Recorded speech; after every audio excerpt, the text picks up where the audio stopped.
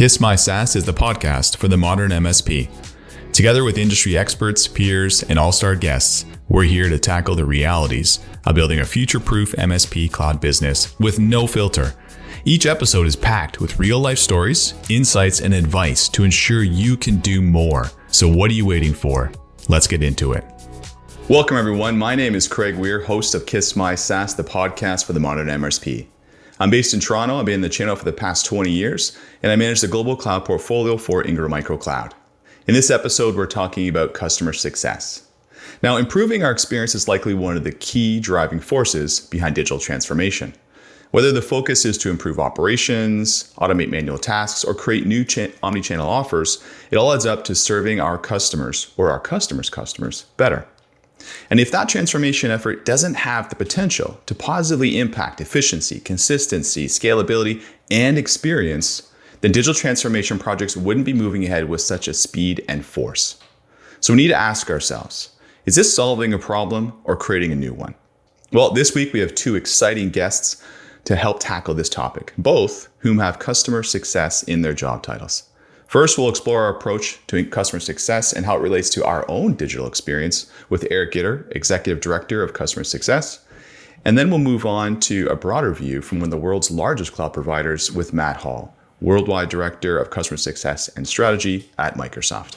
And finally, we'll ask our guests for their music recommendations for our Spotify playlist. So let's get our first guest in here. Eric Gitter, welcome to the show. Why don't you tell us a bit about yourself, your role, and maybe something personal so we can get to know you a bit better. Thank you very much, Craig. It's great to be here. Thank you for having me. I've had the pleasure of listening in and watching in on some of the previous episodes, and I think this is great what you're doing here, and I hope it provides a lot of value for our partners and the ecosystem. So a little bit about me. My name is Eric. I'm responsible for global customer success at Ingram Micro Cloud. I've been in the technology industry for about 15 years, mostly focused on enterprise sales, always in the cloud arena, strategy and consulting, and a lot of it also in what nowadays we actually call customer success. I'm based in Germany. I'll tweak it a little bit so you understand I'm actually German. For context, this makes it easier. My wife is Ukrainian Israeli. My mother is Jewish Brazilian. My father is cliché German. And I say that because the fun fact is it's pretty hard to get me riled up, and that's important when you're engaging with partners, when you're engaging internally. So always keep your calm and stay focused on the joint outcome. So that's a little bit about me. Excited about the conversation. Before we get into the crux of customer success, we always like to ask our guests a couple questions to get things started. Rapid fire. What is the first technology you ever sold or became comfortable with? Sold, it was probably my first Game Boy that I sold at the local flea market. But properly as a professional, in my first sales job, I sold a mobile payment online solution. So think of it like PayPal, but you're paying everything on your phone bill. And that was a lot of fun. So the Game Boy. Okay, this leads me to my next question, the entrepreneurial self. Go back to that little boy selling the Game Boy. What kind of advice would you give yourself if you had to go back? I know this sounds off, but I'm extremely happy where I am right now. I've got an amazing family. I love my job. I've got an incredible team. So I'd say, I could just say, ask me again when I'm a little bit older. But a quote that I always share with the team, and I sort of live by as well. And I'm not sure if I get this one right in English, but it's basically no plan, no matter how sophisticated, ever survives contact with the enemy force. Right? Doesn't matter how well you plan everything. Once you hit reality, once you engage, you got to course correct, you got to adapt. And I think that agility, keeping that agility throughout our lives, professional and personal, would be the biggest advice I'd give the even younger Eric, and I'd give anyone in my team. Perfect. We're getting deep, and that kind of leads me to my third one. So thinking of the advice, what's one thing every MSP could or should invest in right now? I would say, and it's pretty obvious, it's customer success. We can see it in the market, and if we look back at the economy for the past 20, 30, 40 years, growth won't always be as large as it is today. And the way to really sustain sort of the cycles and the troughs that inevitably come up is to drive sustainable growth, right? So to really focus in on your repeat customers, on your baseline, different words for it. So I would say if you are focused on a recurring or consumption business, then you have to focus in and hone in on your customer success initiatives and what you're doing around it. All right. So thanks, Eric. It's great to have you here. Let's dive in deep to see how customer success can help with our digital transformation.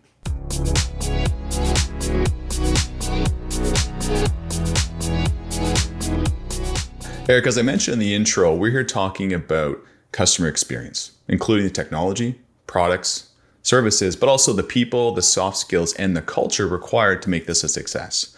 So we'll start broadly. Every day, as consumers, we see examples of good customer experience and bad customer experience. We know if we're enjoying this or we're not. But in the professional landscape, I don't think most companies really invest or focus or truly understand what the consumer experience is. Would you agree? And if so, why is that? I would agree. I mean, there are shining examples as well in the B2B space.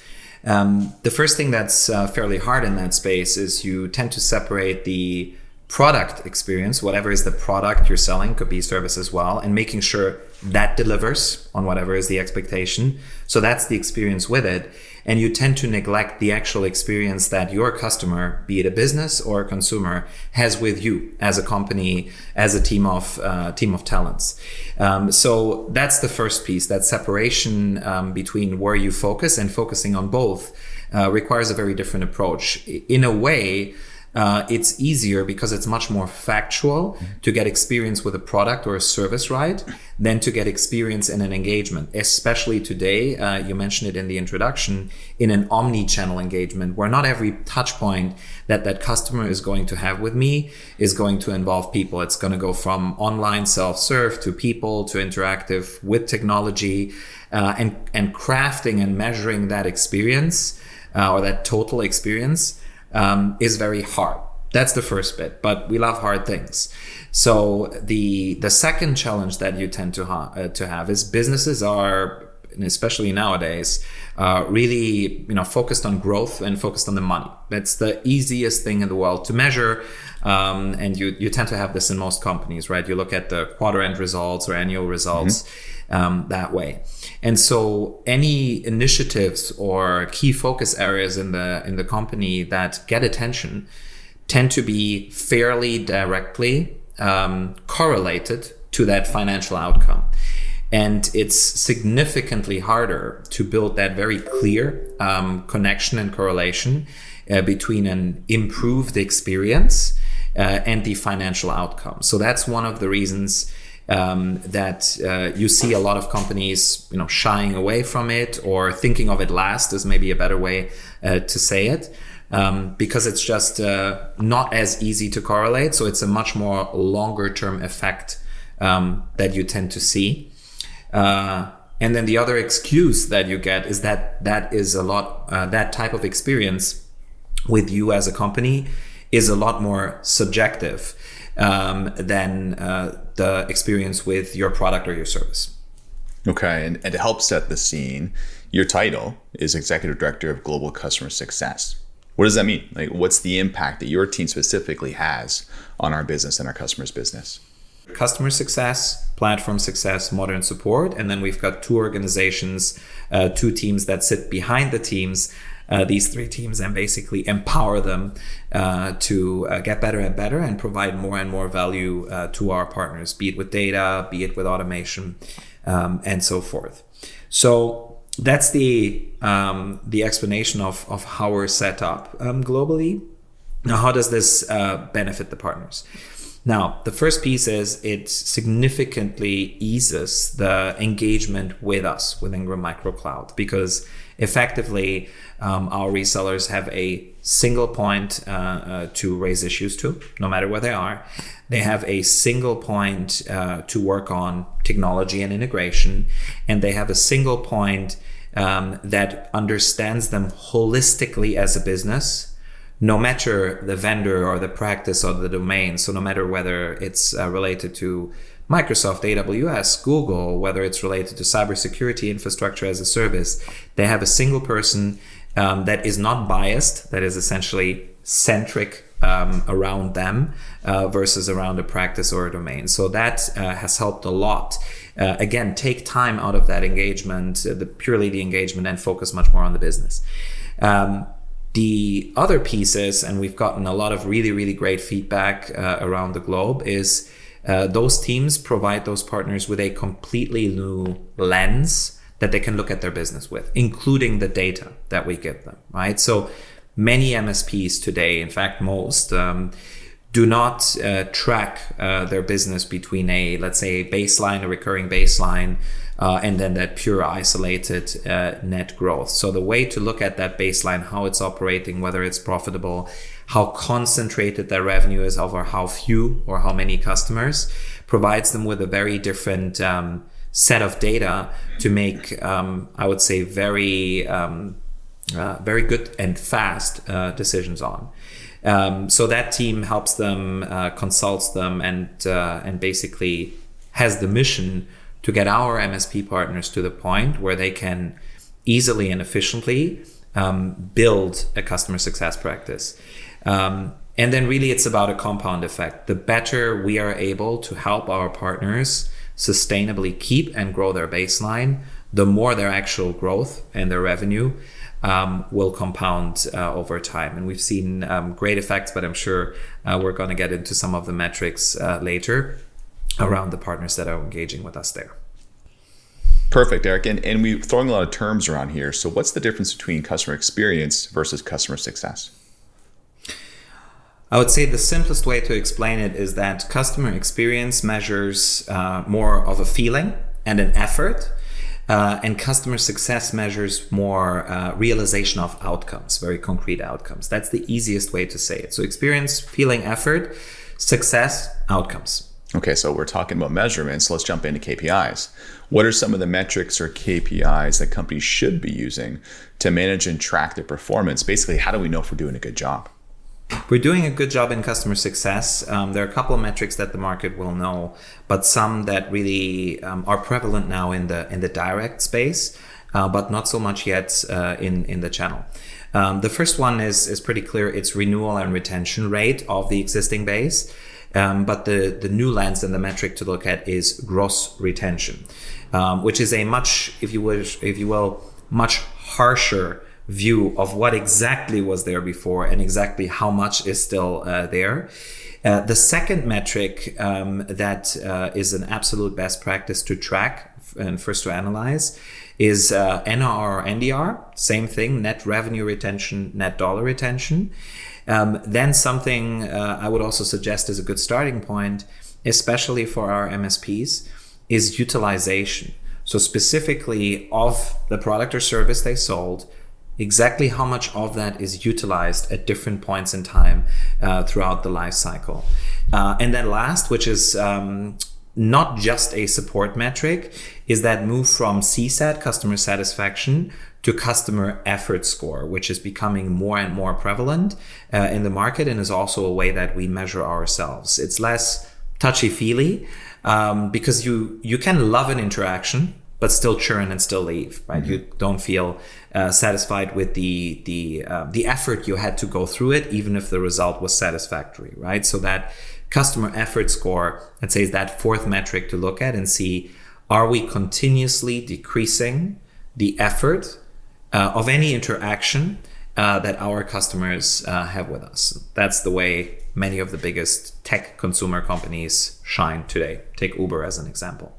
I think we're going to have a lot of people Googling customer effort score to see what that is exactly. And it's a new one for sure. No need, Craig. I got you. Customer effort score, or CES, is calculated using data from a customer satisfaction survey, specifically measuring a product or service's ease of use. As you've probably guessed, it reflects the amount of effort a customer has to exert to use a product or service, but also the effort to find information they need to place orders and returns or get an issue resolved. By tracking CES and digging into the reasons for it being high or low, you can uncover high effort pain points and make changes that have a big impact on customer experience. So that's customer effort score. What do you think yours is? Back to you, Craig. So we've talked a lot about KPIs, tools, dashboards. Maybe spend a second to talk about how do we combine this when it comes to investing in both tools and resources, but people when it comes to soft skills and actually applying this? You need both is the simple answer, right? People understand people, and only people are able to engage that partner fully. But at the start, even before you empower them with soft skills of how to consult on truly understanding the outcomes that your customer wants to drive, which aren't just the outcomes of the project. It means an understanding of their company, of their competitive space that they're in, of their business strategy, and then sort of slotting in what you're talking to them about. To be able to do that, you need to train them on soft skills, but the first thing you need to provide your people is data, right? Because if you give them the ability to absorb or even just see the data that tells that story, they can put one and one together and with a very high degree of credibility and relevance, get that point across. And that's what we need people for, because there's going to be a lot of back and forth, not just talking, but also listening. And for that, you truly need a well-enabled team. You gotta, in customer success, especially on the CSM side, really bridge that profile between the classic salesperson, the consultant, and I mean management consultant, and the person that is traditionally a relationship type of manager. So finding that bridge profile or creating it is really the crux here. You don't need that to start, but I'm sure we're going to talk a little bit about that later. But that's what I would focus on. Fantastic. Appreciate the insights. All right. On this show, we like to focus on practical application and advice. So Eric, for you, where should a partner start if they're looking to improve their customer experience, and how to measure it? First, I would take a very different look at my baseline, right? So peel the onion, basically. Look at your business from last year and compare it to the year prior, and separate out what you generated new. And there are different types of new, right? What new products did you place with your existing customers versus where did you get them to utilize more of an existing product? And how much did you bring in completely net new customers? So simple way to start there and look at where your growth is coming from. That's the sort of first layer of the onion, rather than just looking at your overall growth of last year versus the year prior. Because cloud is growing so much, it's shielding that onion, if you will, right? It's shielding from really honing in on what you need to. And once you peel the first two layers, you'll start seeing, and you should start looking at the different profitability profile of what you did with your baseline versus the profitability of what you had to do and are doing with the either customers you brought in new or the net new products you placed into existing customers, right? So the order is look at a new lens and analyze your cost of growth or cost of expansion in a number of different layers. Then the second thing you look at today, because that gives you a view of how volatile your business is, and many CFOs will do that, look at your revenue concentration. How much of your business do you do with how many of your customers? That's the easy thing. And I'd say most of the MSPs do it. But then look at it by category. If you're active in infrastructure as a service and cyber, peel the onion. How revenue concentrated are you in one practice versus the other practice? How are you staffed against those concentrations? So do you have all your account managers on just the top partners? That might be an opportunity to be counterintuitive and rebalance some of that focus into, if you will, your long tail, to start bringing that up and becoming less volatile, have a more balanced book of business or portfolio. And then the third piece, and we spoke a little bit about it before, truly look at utilization. So of what you sold, say 6 months ago, exactly how much of that is being used. The true, in German we say Königsdiscipline, the sort of kings and queens discipline, the perfect state is where your sales team is slightly underselling, so you get to 100% utilization very, very quickly, right? And you hit that time to value, time to outcomes, and your customer comes to you and said, hey, actually we need some more. We're already using all of the things that we did. It's counterintuitive because today what happens in virtually every business is you're selling just that little bit above what they actually need. Problem is you'll never really get to 100% retention. So the third point is really take a very close look at utilization. That will allow you to judge not just risk, but it'll allow you to judge also profitability and growth potential.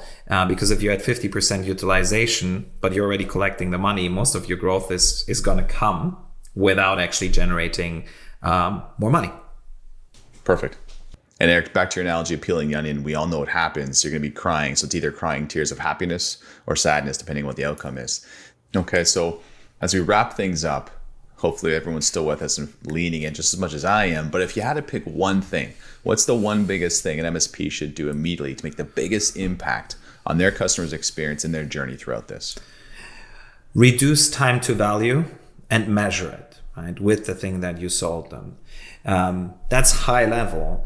But what that translates to organizationally is the handover from closed sale to full value and looking at sort of an onboarding team. That's one way. And I don't just mean a technical implementation team, because every MSP will have that and do that well, but more from the business side and not just account management. So onboarding, and then starting to craft a 1 month, 3 month, 6 month check-in that is dedicated to utilization, and that's checking that time to value. Focus there first, way before you take apart the sales team into a customer success and net new sales.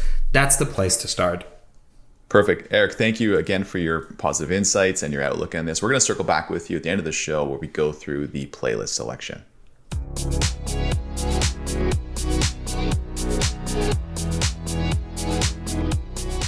For this next segment, we're joined by Matt Hall, Microsoft's Worldwide Director of Customer Success and Strategy, to discuss his experiences on this topic. How does he define customer success? How does he ensure success? And what does his team focus on every day? Hey, Matt, welcome to the show. We're excited to have you. But before we jump into it, tell us a bit about yourself, your role, and what you like to do outside of work. Well, hey, super excited to be here, and thanks so much for having me. I lead customer success strategy for our modern work portfolio of solutions. So if you think about Microsoft Teams, Microsoft Office, Exchange, SharePoint, Viva, etc.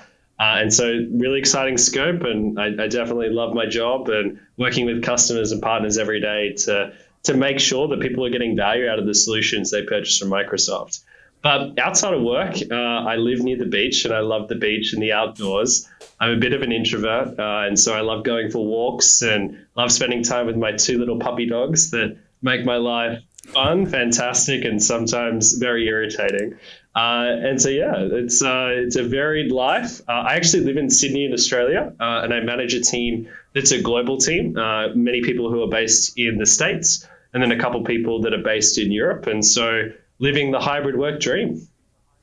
Perfect. And to that point, another fun question, since living in Sydney, you're obviously in Seattle headquarters right now. So you travel a lot, and those are some long flights. I've done it before. So maybe is there a certain gadget, gizmo, or process you go through that you want to share with the audience?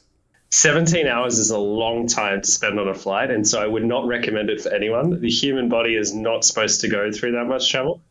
I tend to have a pretty strict routine. So the first thing is don't get dehydrated on the plane. It's the best way to get really jet lagged. And so I tend to buy like 3 bottles of water before I get on the plane and drink as much water as I can. The most important gadget I have is I have a little adapter that lets me use my AirPods on the plane to listen to movies and stuff, and that's just a godsend. And then the last thing that I'd mention, even though you didn't ask, is you always need to stay up till at least 7:30 at night, the first night you get there, to wear off the jet lag. There's so many times I've come over to the States, landed in LAX at 6 a.m., and then tried to go to bed at like midday because it was 2 a.m. in the morning Sydney time. and it just ruins your body clock. So stay awake until 7:30, and you won't regret it for the rest of the trip. Yeah, no, that last one I do myself, but I'm definitely going to be Googling after this the dongle for your AirPods. That's a great one because I always carry two, my AirPods and these big things. So Good one. Yeah. Well, fantastic. Welcome to the show. We're going to have a lot of fun today.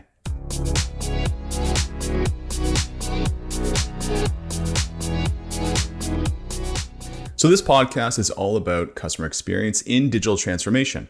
As someone whose role is focused on ensuring customer success, I'm sure that you have many thought-provoking insights for MSPs today, as well about what they can offer their customers tomorrow. So let's get into it.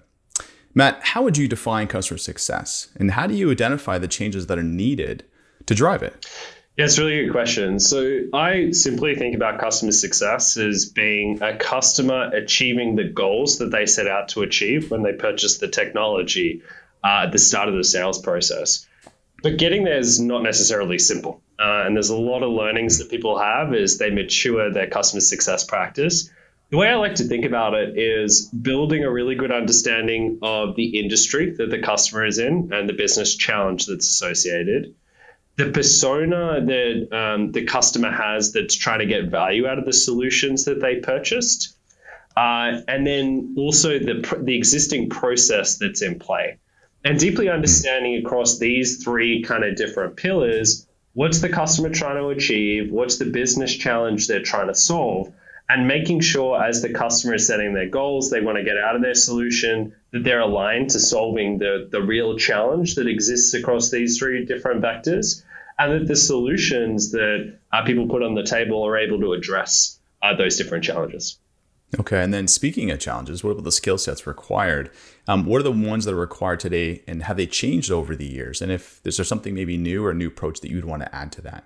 So a lot of people think about customer success as starting off in this customer service type mentality and being more about break fix. And I think that was definitely kind of the start of the customer success function, but it's evolved a ton. And I can talk about the evolution we've been on at Microsoft. As we first transitioned to the cloud and invested in customer success, we actually invested very heavily in resources that could help customers build adoption and change management practices. So they could really change the culture of how people looked at technology and adopted technology in their ecosystem as they went from perpetual releases to continuous value creation with cloud. Over time, we've kind of gone back from this business-focused ACM-only resource to more focus on a resource that can have business depth and what we call technical credibility, right? And be able to talk to the business's challenges, really uncover the challenges a customer may have, be able to map those to the solutions that they purchased and the technology they purchased, and then be able to go out and drive change in the organization to ensure wide-scale adoption of the technology. And those three different skill sets are what makes up a really great CSM in the market, and also what, in some cases, different organizations combine in the CSM role with a cloud solution architect or technical role. Like, I love talking about these topics and digital transformation, especially because it really looks at people, process, and technology. Where's customer success fit in that kind of model? So really great question. As I touched on the previous answer, I think all three are super applicable as we go forward, and that maps the evolution of the way that we've thought of the customer success roles evolving over the last couple of years. So firstly, on people, I think it's super important to understand the person behind the solution that you're trying to go out and help the customer get value from. Understanding their role, understanding their persona, and also understanding the industry that they're in and the challenges that they have. It's really important to create the most effective solution for them to get value out of. Then secondly, the existing process, and this is incredibly important to understand kind of the from, what we call the from to. So how you drive transformation for the customer, and also how you drive change management as you roll out a new process. Having understanding and empathy for that existing process is super important. And then the last one around technology is critical, because at the end of the day, that is the enabler of the solution and the ability for the customer to get value. And so being able to map the persona challenges, the outcomes they're looking for, and the goals that they're setting, whilst understanding the existing process that they have with the technology that they purchased and the technology in the platform, I think is just the foundation of customer success. And when you bring all three elements together, you get great outcomes. Perfect. And I couldn't agree more. And we're talking a lot about the balance between people and technology. So if you start thinking it through of what do people do every day, the technical competency and the soft skills, you kind of touched on this earlier. How do you balance that? And where's maybe the gap within that equation? Firstly, this what you would call the soft skills, I think, are incredibly important. And they're important because it's not always obvious what goal the customer is trying to achieve and how a solution can map to that goal. And so our best CSMs will uncover the problem and go deep with the customer to make sure that there's really strong alignment on what that problem and what that goal is before we even start kind of working down the path of what a solution might be.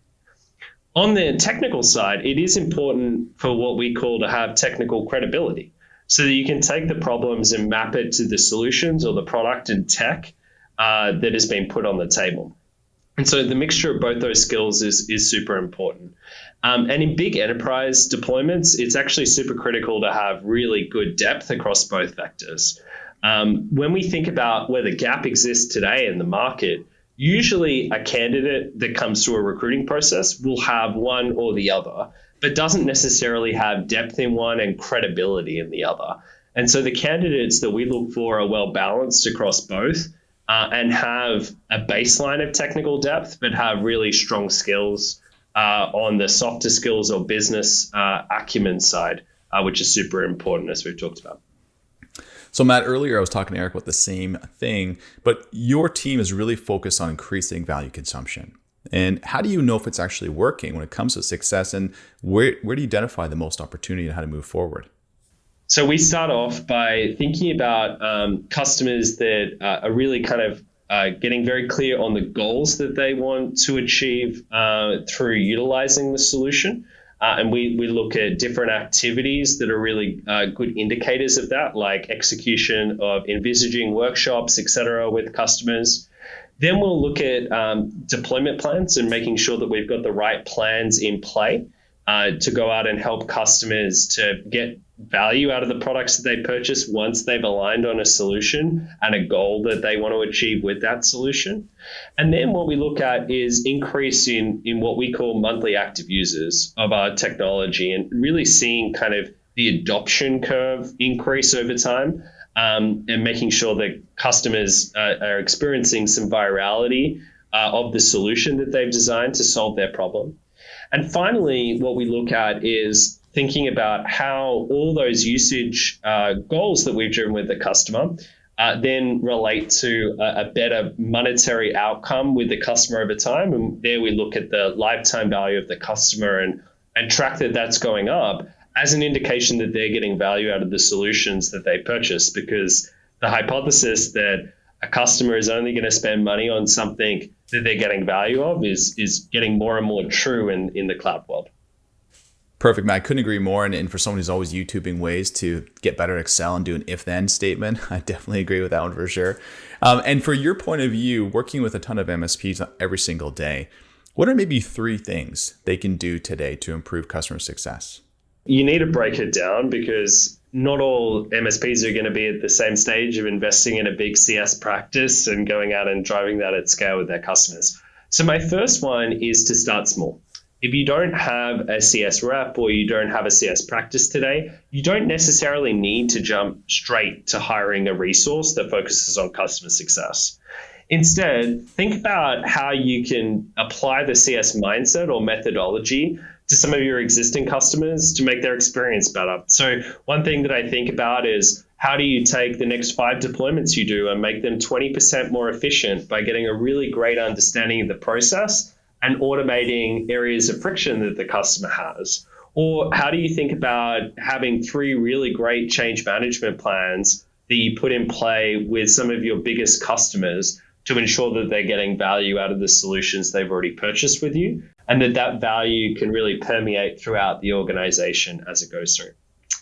Once you're ready, I think it's incredibly important to hire the right skill set with the balance of skills we talked about.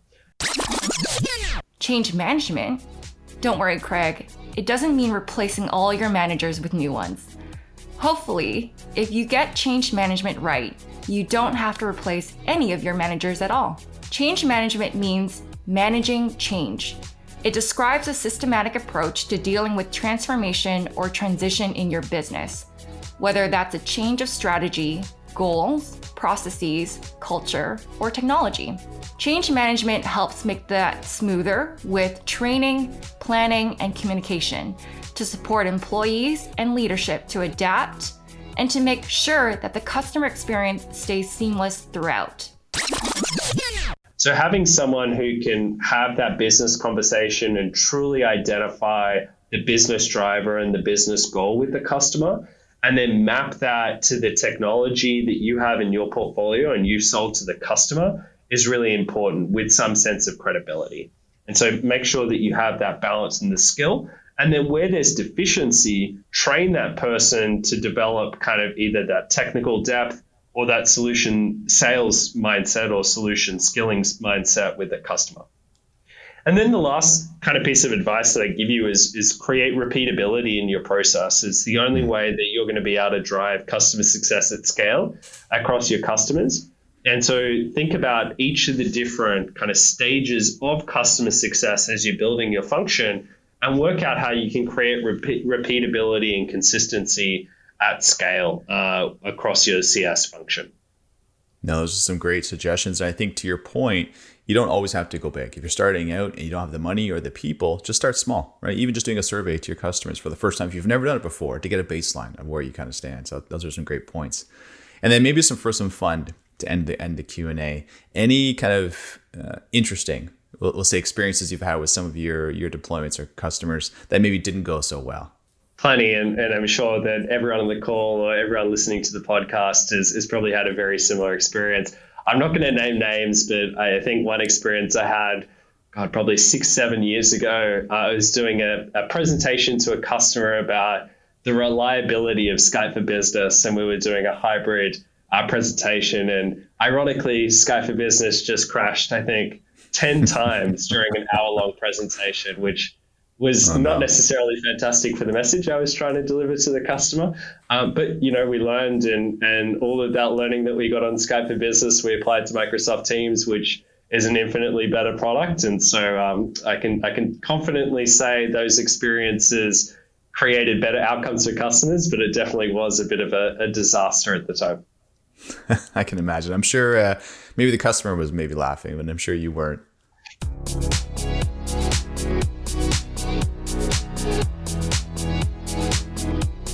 Well, we come to the end of our show, and I want to thank our guests for their time and energy today. And we're going to close things off with their selections in the musical playlist. So Eric, we'll start with you. We ask each of our guests to come up with 2 songs, maybe one that's a current favorite that they're on replay, maybe you enjoyed at Cloud Summit, and then the second one maybe is a guilty pleasure that you don't want anybody to know about. What would they be? The first one right now on replay is Feeling Alive by Earl St. Clair. And the second one, everybody will know about it now, the whole world will, but it's Better Than Ever from Flight Facilities and Aloe Black. Fantastic. And over to you, Matt. What are 2 songs you want to share? Maybe one that's on repeat that you can't get enough of, and then one maybe a guilty pleasure that we don't know about. Yeah, so the first one is Sunday Best by The Services, and that one's on repeat right now. I just love the vibe of the song. It's fantastic. And then my guilty pleasure, which I just don't want to admit, but I will on a podcast listen to a lot of people, is As It Was by Harry Styles. And so, again, kind of on repeat. My wife loves it, and I've started to love it too.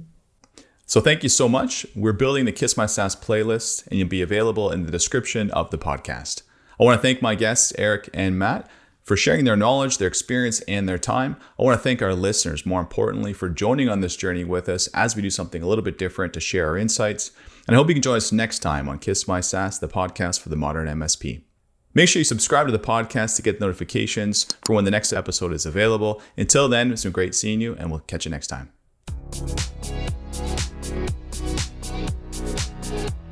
Thanks for listening to this episode of Kiss My SaaS, the podcast for the modern MSP. From the smartest solvers to the most inspiring innovators, we're here to help MSPs rise with more innovation, more opportunity, and more success. So stay awesome, and we'll catch you next time. The information, opinions, and recommendations presented in this podcast are for general information only, representing the views of the host and our guests, not the broader view of Ingram Micro Cloud. Information from this podcast should not be referenced in any way to imply such approval or endorsement. Thank you.